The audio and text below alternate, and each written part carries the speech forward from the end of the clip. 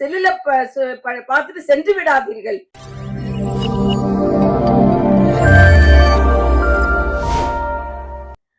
இந்த டிமானிட்டைசேஷன் அவங்க நம்ம பிரதமர் அவர்கள் அறிமுகப்படுத்தினாங்க.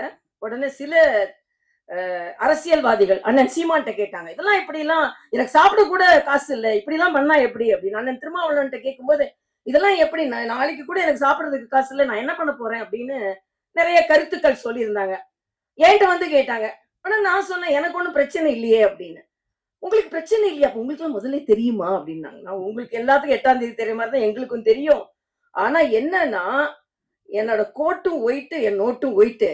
அதனால எனக்கு பிரச்சனையே இல்லை. எனக்கு எங்க டாக்டருக்கு பிரச்சனை. எங்கிட்ட இருக்கிற கொஞ்சம் நெஞ்ச காசும் நாங்க ஒயிட் கோட்ல சம்பாதிச்சதுன்னு. அதே மாதிரிதான் ராஜா அவர்கள் இங்க வந்து பணத்தை போட்டிருக்கிறாரு. அவரும் ஒயிட் கோட்ல சம்பாதிச்ச ஒயிட் நோட்டு. அதனால எல்லோரும் படத்தை அவர் கமலக்கண்ணன் அவர்கள் சொன்னது மாதிரி முழுவதுமாக தியேட்டர்ல போய் உட்கார்ந்து பார்க்க வேண்டும். செல்லுல பார்த்துட்டு சென்று விடாதீர்கள் என்பது எனது கோரிக்கையாகவும் இருக்கிறது. இன்னும் சொல்ல போனா இதுல வந்து மருத்துவத்துறையில நான் பெருமையா இந்த இடத்திற்கு வந்து நின்று சொல்கிறேன். கரோனா காலத்துல பிபி கிட் போட்டு நான் தான் முதல்ல போனேன்னு அன்றைய முதல்வர்லாம் சொல்லி கொண்டிருந்தாங்க. இல்ல, முதலில் நிர்வாகத்தில் இருந்து மருத்துவர்களுக்கு உதவி செய்ய வேண்டும் என்று பாதுகாப்பு அதிகாரிகள் அனைவரும் வேண்டாம் என்று சொன்ன பின்பும் பிபி கிட் போட்டு அங்கே மருத்துவமனைக்கு நுழைந்த முதல் நிர்வாகத்தை சார்ந்தவள் நான் என்று நான் உங்களோடு பெருமையாக தெரிவித்துக் கொள்கிறேன். ஏன்னா கரோனா நேரம் அவ்வளவு கொடுமையான காலமாக இருந்தது. தெலுங்கானால ஒரே நேரத்துல 30 மருத்துவர்கள் பாதிக்கப்பட்டார்கள். டாக்டர் ஸ்ட்ரைக் பண்றாங்க, நாங்க ஏன் பாதிக்கப்பட வேண்டும் என்று. அப்பொழுது மருத்துவர்கள் ஸ்ட்ரைக் பண்ணா நோயாளிகள் எல்லாம் பாதிக்கப்படுவார்கள், அவர்களுக்கு தைரியம் சொல்லணும்ன்றதுக்காக நான் பிபி கிட் போட்டு எனது பாதுகாப்பு அதிகாரிகள் மறுத்த பின்பும் நான் அங்கே சென்றேன். இதுல மரியாதைக்குரிய பாரத பிரதமர் அவர்களை நான் சொல்லியே ஆக வேண்டும். பிபி கிட் சைனால இருந்து வந்த பிபி கிட்னாலதான் 30 டாக்டர்களுக்கு வந்தது. அன்று கரோனா ஆரம்பித்த நேரத்தில் பிபி கிட்டே தயாரிக்காத ஒரு நாட்டில் ஒரே நாளில் 2 லட்சம் பிபி கிட் தயாரிக்கும் அளவிற்கு இந்த நாட்டை முன்னிறுத்தினார் என்றால் இது பாரத பிரதமர் அவர்கள் தான். ஆக கரோனா நேரத்தை நான் இங்கே நினைவு கூறும் பொழுது பாரத பிரதமர் அவர்களை நினைவு கூறாமல் இருக்கவே முடியாது. அதே மாதிரிதான் தடுப்பூசி.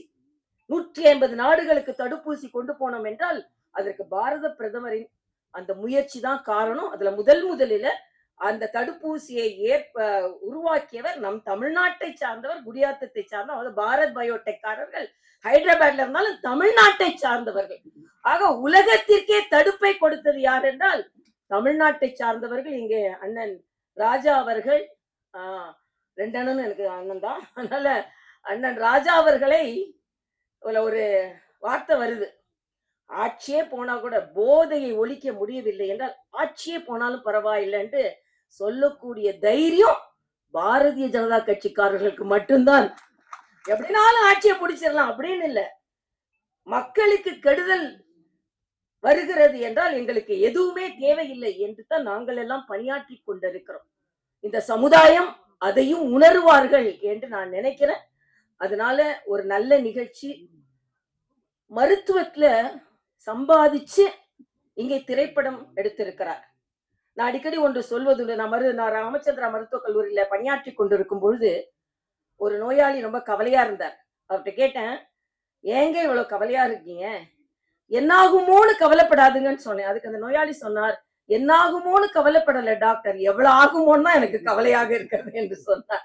ஆக எல்லா டாக்டரும் அப்படி கிடையாது. நாங்க எல்லாருமே சேவையில மருத்துவம் பார்ப்பவர்கள். எங்க டாக்டர் எல்லாம் பாத்தீங்கன்னா கிட்னி டிரான்ஸ்பிளான்ட்டே நிறைய நாள்ல ஃப்ரீயா பண்ணி கொடுக்குறாங்க. அதனால நாங்க எல்லாருமே ஒரு நியாயமான மருத்துவர்கள். அதனாலதான் அநியாயமான மருத்துவர்களை பார்த்தவுடன் கோபம் வந்திருக்கிறது இவர்களுக்கு. அதனால மருத்துவர் இதை பார்த்த உடனே மருத்துவர்கள் எல்லாருமே இப்படிதான் நினைச்சிடாதுங்க. நல்ல மருத்துவர்கள் இருக்கிறார்கள் என்பதற்கு ஆரம்பமாகவே சொல்வதற்காகத்தான் நாங்கள் எல்லாம் இங்கே வந்திருக்கிறோம் என்று நான் நினைக்கிறேன். அதனால நிச்சயமாக இந்த படம் வெற்றி பெற வேண்டும்.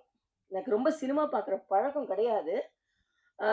ஒருத்தர் வந்து விளையாட்டா சொல்றேன், ஒருத்தர் வந்து ஒரு கதை எழுதிட்டு முடிக்க முடியாம ஒரு டாக்டரை கூப்பிட்டாராம். எனக்கு கதையை முடிக்க முடியலைங்க அப்படின்னு, நீங்க கொஞ்சம் வாங்கினாராம். உடனே டாக்டர் சொன்னாராம், "எங்கள பேஷண்ட்ஸ பார்க்க தானே கூப்பிடுவாங்க. நீங்க ஏன் கதைய முடிக்கிறதுக்கு என்ன கூப்பிடுறீங்க? நெறைய பேர் கதைய நீங்க முடிச்சிருக்கீங்க. அதனால உங்கள நான் கூப்பிடுறேன்." அப்படின்னு சொன்னாராம். அப்படிப்பட்ட டாக்டர் நாங்க கிடையாது. ஆனாலும் இந்த இந்த கதைய வளர்க்கறதுக்கும், கதைய நல்லா நடத்துறதுக்கும் நாங்க இங்க வந்திருக்கோம். எல்லாத்துக்கும் மேல நான் பிரதானமா இங்க வந்தது ராஜா அண்ணனுக்காக.